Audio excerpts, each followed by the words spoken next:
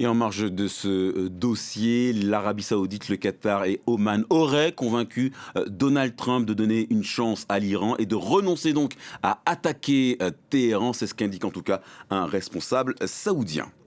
Nous annonçons le lancement de la phase 2 du plan de Donald Trump pour Gaza. Annonce faite sur le réseau social X par Steve Witkoff, l'envoyé spécial de la Maison-Blanche pour le Proche-Orient, a officiellement donné le feu vert pour le passage du cessez-le-feu à la démilitarisation du Hamas. On en parle avec David Rigoulet-Rose qui est en direct avec nous. Bonjour, vous êtes rédacteur en chef de la revue Orient Stratégique, chercheur spécialiste du Moyen-Orient et rattaché à l'Institut français d'analyse stratégique. Je rappelle le titre de votre ouvrage, La République islamique d'Iran en crise systémique. Vous êtes également auteur de Géopolitique de l'Arabie saoudite aux éditions Armand Collin. Est-ce que l'annonce de Steve Witkoff, pour y revenir, est-ce qu'elle n'est pas un peu prématurée? Est-ce que le cessez-le-feu est assez stabilisé pour envisager de passer à cette phase 2? Le cessez-le-feu a subi des accros, hein, on l'a vu ces dernières semaines, mais il est suffisamment stabilisé pour justifier, du point de vue des Américains, l'annonce du passage par Steve Witkoff, effectivement, hier, à cette fameuse deuxième phase qui risque d'être beaucoup, beaucoup plus compliquée que ne l'était la première, qui n'était déjà pas simple, en l'occurrence, puisque cette deuxième phase prévoit de manière concomitante, en réalité, un désarmement du Hamas, c'est prévu dans le plan Trump en 20 points, et une démilitarisation de l'enclave, avec un retrait donc associé des troupes israéliennes sur une deuxième ligne, plus en arrière, mais on sent déjà que toutes les difficultés qui se présentent, justement par rapport à ces conditions expresses. Le Hamas avait toujours dit non à un désarmement. Est-ce que c'est pas un point qui risque de devenir un point de blocage, un point de cristallisation des tensions et peut-être un point d'échec pour cette phase 2? Déjà, pour les Israéliens, le fait de passer à la phase 2 a été plus ou moins... ils ont pris acte, hein, ils le souhaitaient pas, tout simplement parce que la phase 1 n'a pas été clôturée. En l'occurrence, il n'y a pas eu la remise du dernier corps, de la dernière dépouille de Ranvili. Or, c'était la condition, normalement, pour passer à la phase 2. Mais du point de vue américain, il y avait une accélération du calendrier. Il fallait effectivement montrer que le processus n'était pas bloqué. Et donc, effectivement, il va y avoir des obstacles. Parce que, officiellement, comme vous l'avez rappelé, le Hamas n'a jamais reconnu qu'il acceptait le désarmement, le décommissionnement en fait, c'est-à-dire la restitution des armes, au moins lourdes, sinon les autres. Et même si en privé, dans un entretien effectivement non public, avec notamment Jared Kushner et Steve Witkoff, ils auraient admis l'inéluctabilité de cette condition. Mais tout ça, évidemment, est extrêmement compliqué. Et d'ailleurs, c'est ce qui justifie pour aujourd'hui la déclaration des Israéliens, en l'occurrence, le fait que Tsahal ne se retirerait pas en deçà de la fameuse ligne jaune, qui était le premier retrait, effectivement, de la première phase.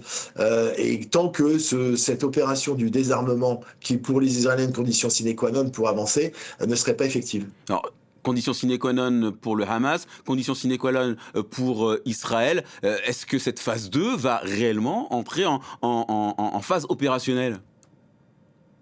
En tout cas, il y a la mise en place du National Committee for Administration of Gaza, c'est-à-dire Comité national d'administration pour Gaza, qui était prévu d'ailleurs par la résolution onusienne, hein, de 1803, qui instaure une administration civile avec une quinzaine de Palestiniens, dirigés par Ali Shat, qui est un Palestinien de Khan Younes, au sud de la bande de Gaza, qui est un ancien vice-ministre de l'autorité palestinienne, et on voit qu'il y a un retour finalement par la bande de l'autorité palestinienne, même si c'était quelque chose qui était refusé par les Israéliens, mais ça a été validé par les Américains, et évidemment ce comité de cette gouvernance civile est supervisé par le fameux Board of Peace, avec en surplomb Donald Trump, et puis celui qui l'a validé pour l'assister, en l'occurrence le diplomate bulgare Nikolai Mladenov, qui est chargé effectivement de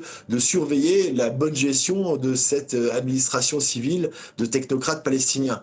Donc effectivement, la difficulté principale, ça va être essentiellement la question du désarmement et de la démilitarisation de l'enclave. Je voudrais qu'on revienne sur la personnalité de Ali Saad, vous l'avez nommé. C'est lui qui va diriger ce comité de transition chargé d'administrer le territoire palestinien. Ancien ingénieur, ancien haut fonctionnaire, ancien vice-ministre.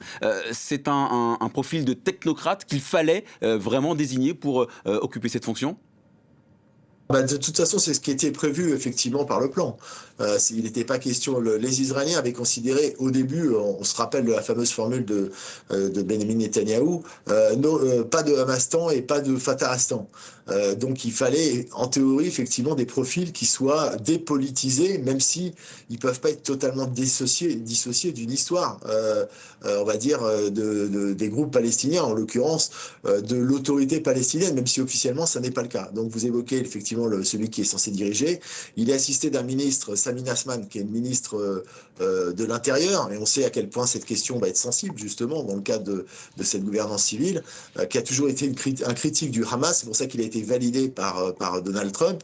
Et puis il y a une quinzaine, il y a une dizaine, enfin en tout une quinzaine de ministres, dont un ministre des Affaires tribales, qui est chargé aussi de réguler effectivement des tensions, on va dire, claniques qui se sont manifestées avec l'affaiblissement du pouvoir du Hamas dans la bande de Gaza.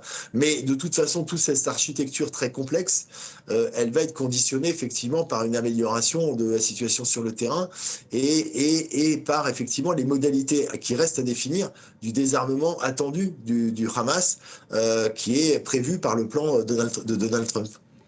Alors, très rapidement, Ali Saad va prendre la tête d'un comité qui va devoir gérer la vie quotidienne d'un territoire en proie à une crise humanitaire aiguë. Est-ce qu'il a les moyens de régulariser la situation à Gaza ?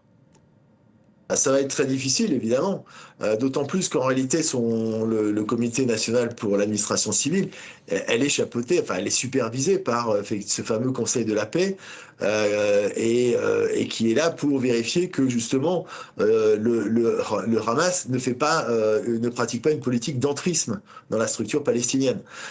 Or, évidemment, il y a une proximité de facto, hein, qui rend possible, on va dire, une influence du Hamas qui persiste dans l'enclave, évidemment, et notamment les nominations qui ont été faites, elles ont été faites avec un accord tacite avec ce qui reste de l'administration du Hamas et l'autorité palestinienne. Donc on voit à quel point c'est compliqué parce qu'on ne peut pas faire table rase du passé, tout simplement. Et là, il y a un difficile dosage, un arbitrage avec une validation qui est forcément américaine. Merci David Rigoulet-Rose, merci beaucoup pour cette analyse et ces éléments de compréhension.